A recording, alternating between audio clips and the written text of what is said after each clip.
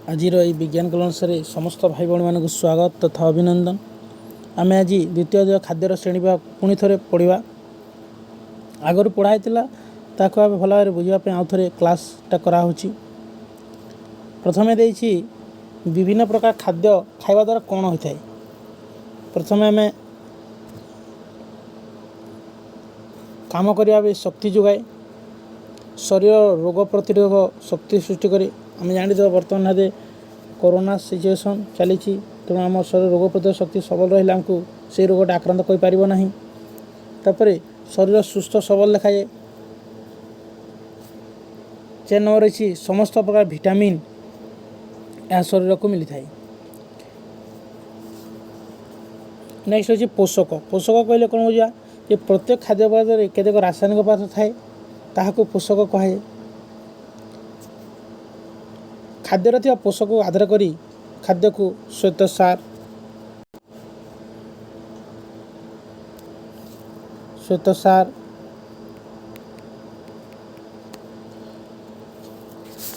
पुष्टिसार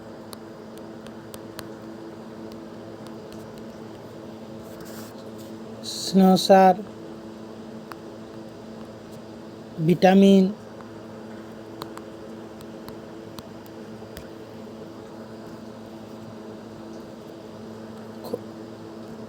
खनिज लवण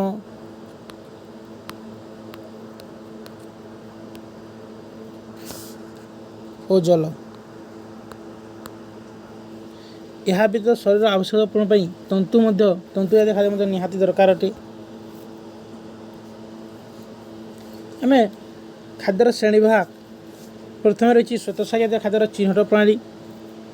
यह जानापी गोटे परीक्षा रही ए आवश्यक अच्छी काच ग्लास अटा पानी डाली गुंड चामच आयोडीन द्रवण। आम किपर जापर कौन गोटे खाद्य अच्छी ता श्वेतसार जातीय खाद्य किपर जापर आम कौन करवा गोटे प्रथम ग्लास रे 1 चामच अटा नहीं से 3 ରୁ 4 चामच पानी मिसाई भल भाव गुलाई दि जाऊ। ठीक सेपरी द्वितीय ग्लास रे डाली गुंड नहीं से 3 ରୁ 4 चामच पानी मिसाई भल भाव गुलाई दि जाऊ। द्वितीय चित्र तापर उभय ग्लास रे 2 ରୁ 3 बुंदा आयोडीन द्रवण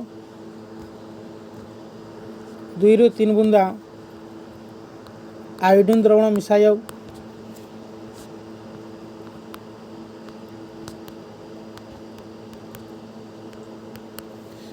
आयोडीन द्रवण मिसा जाऊ। उभय ग्लास को चामच सहारे भल भाव घांटी दि जाऊ। पर्यवेक्षण आम देखा जे प्रथम ग्लास पानी रंग गाढ़ नील रंग होइछि एवं द्वितीय ग्लास पानी रंग गाढ़ नील रंग हो नहीं। आम यही परीक्षा जानिला जे अटा एक श्वेतसार जातीय खाद्य अटे। यह आयोडीन संस्पर्श आसिले गाढ़ नील रंग धारण होइछि। ठीक सेपरि आम सिजा आलू को नहीं परीक्षा करिपारिबा। प्रथम आम गोटे सिजा आलू नेबा। ये सिजा आलू रे आयोडीन सल्यूशन बा आयोडीन द्रवण एटा आयोडीन द्रवण मिसा जाउछि।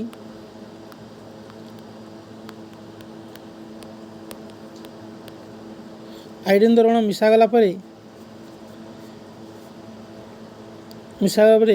यार यही सिजा आलू रंग गाढ़ नील रंग धारण करुछि।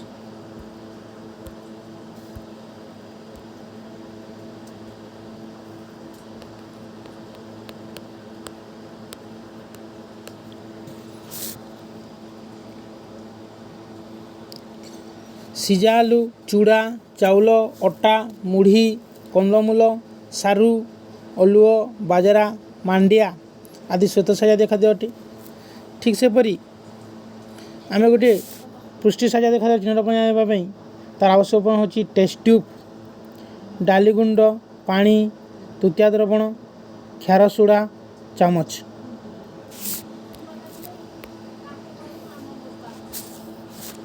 ए चित्र रे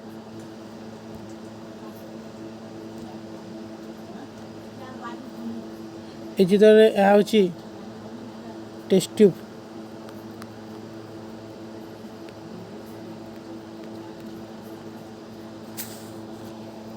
गोटे टेस्ट ट्यूब रे आमे अल्प गुण डाली पुराइयो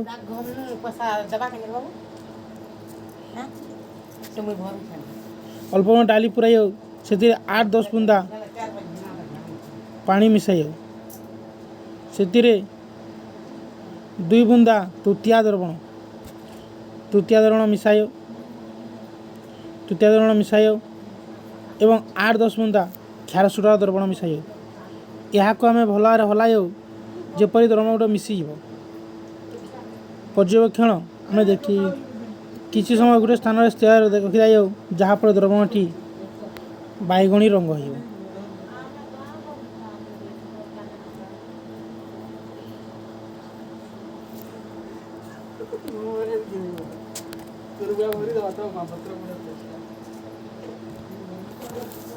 बैगणी रंग हो पुष्टिसार खाद्य तृतीया कपर सल्फेट द्रवण सह मिसिले द्रवणटी बैगणी रंग हो श्वेतसार जातीय खाद्यर कार्य होउछि से श्वेतसार खाद्य कार्य कर शक्ति जोगाए बलका श्वेतसार चर्बी आकार रे